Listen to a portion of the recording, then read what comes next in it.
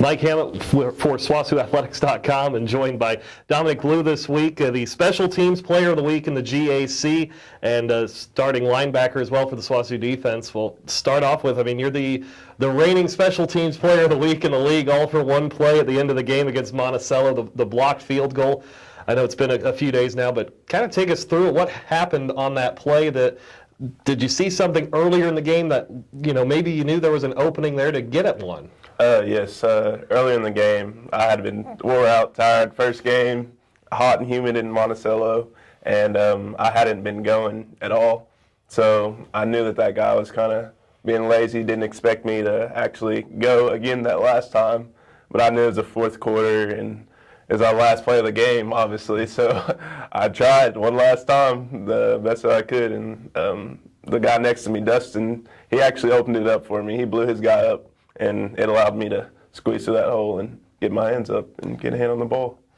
Like you mentioned there, Dustin even getting in there and blowing the guy up, giving you space. Even on a play like that, it comes down to teamwork, doesn't it? Yes, it does. It's not just one player. Without him being there, I wouldn't have blocked it because his guy would have, of course, helped him block it on me. Just the celebration of the team. I know it's always huge to win a game like that, especially when it's tight as that. How much of a relief was it to go win one on the road? I know it's been a while in Arkansas. Just how good did it feel to get that one? Yes, it was awesome. Like you said, we haven't won in Arkansas since a few seasons ago. We only won Oklahoma games last year, and it was awesome to start off with a winning record, of course.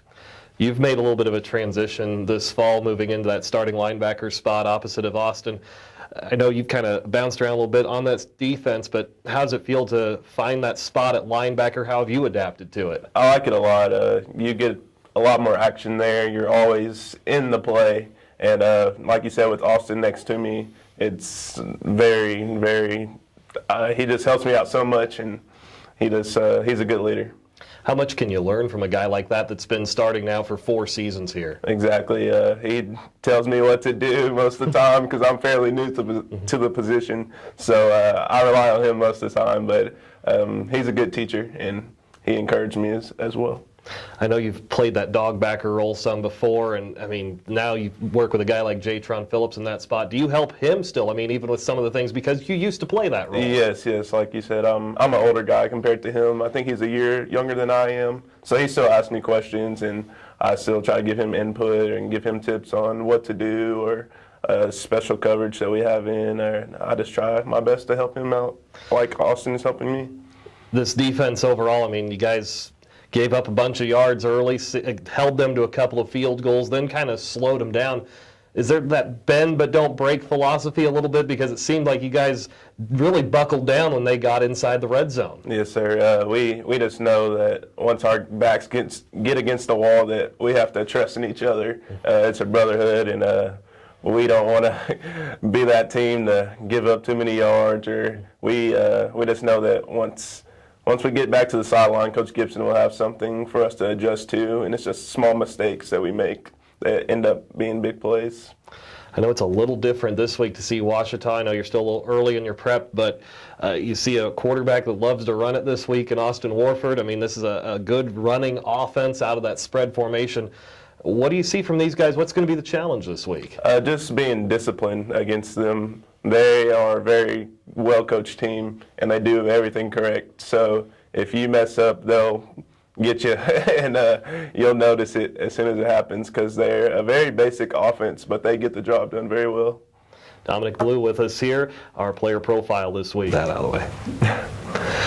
Talking now with Dylan Power, tight end for the SWOSU offense. And Dylan, I guess, to get the win in Monticello, I saw the celebration of the team when that field goal gets blocked. Yeah, you guys took a penalty, but was it a bit of a relief, to go into Arkansas and get a win? Just to go find a way to get one done. Yeah, Monticello is a hard place to play. It's a long travel, so definitely felt good to get that win and do it with the team and do it last play like Dom did. It was a relief. So, when you look at how this game went down, offensively, you guys really kind of struggled there the first 2 quarters almost. Then you get that little spark before halftime, the long touchdown pass. How much did that lift you guys and maybe change the attitude, change the mentality a little bit? I think this year more than last year, we were positive on the sideline throughout the whole half. And even though things weren't going right on offense and defense for the first couple drives, we stayed positive. We knew that we can come back and do this. We believe in ourselves because we know what we can do every day in practice. So it wasn't hard for us to see that Jordan made that play, and it was a big time play. So. The tight end group, I mean, you lead the way, and then you're working with Alex Ramirez, and then Zach Hill had a big game too and caught the big touchdown to put you guys ahead. What's the camaraderie like between you guys? Because there's a lot of times there's 2 or maybe even 3 of you in the game. Even Corey Gann's getting out there this last week. Yeah. Well, I think we work good together as a unit, and we help coach each other up a lot on the sidelines and everything. If we see a different front going in, we'll let each other know, and it helps a lot that we communicate so well, and we're really good friends to all of us. So it's really good. Even with that offensive line group, all 5 starters back, even 6 with starting experience. What's your relationship with those guys like? Oh, I love them. I love all those guys. Yeah, Pit Crew's my favorite. So I get along with all those guys, and we have our meetings with them every day. So just seeing the way they go about meetings and stuff and go about practice is a joy every day. And those guys, they get it done for us every day. So they're awesome. When you look at, for your career, you had to sit out after week 2 last year in that Monticello trip and kind of wait to get your chance this year. What did you do to be ready to go for another shot at things this year? Well, I think it was more like a blessing in disguise for me that whole situation happened. Me and Bricker, the years before, played together, and we worked well together. But being able to really take over this tight end group and bring leadership to it for me, I think it was a blessing for me, and I'm glad I got to do that. I worked out this summer with Coach Jackson and Coach Aiden, so I was here. One of the guys that was here all summer, and they got me right this summer. So shout out to them. We saw all 3 quarterbacks play in Monticello too. I mean, to have Tyler come in a clutch situation like that and throw his touchdown, but also, you had to work with Casey and Joel in the game too. How do you guys do that? How do you feel with all 3 of those guys out there on the field? Because it seems like it's a lot to have a relationship with 3 different quarterbacks. Yeah, well, we're comfortable with all 3 of them, really, the receivers, because they've been switching out through this whole fall camp and everything. So it hasn't been too much stress on us, but we knew that we had to get the win either way, no matter who's there. Next guy up mentality all the time. So.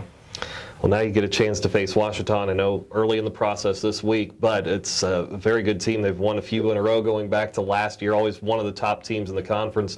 What do you see as the challenge facing this team this week?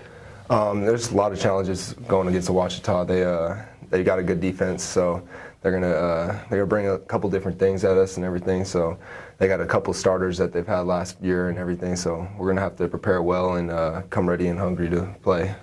What about being at home? Home opener, it's got to be exciting to get back out there. A little bit of positive energy coming off a win, too. How excited are you to get out there and play Saturday?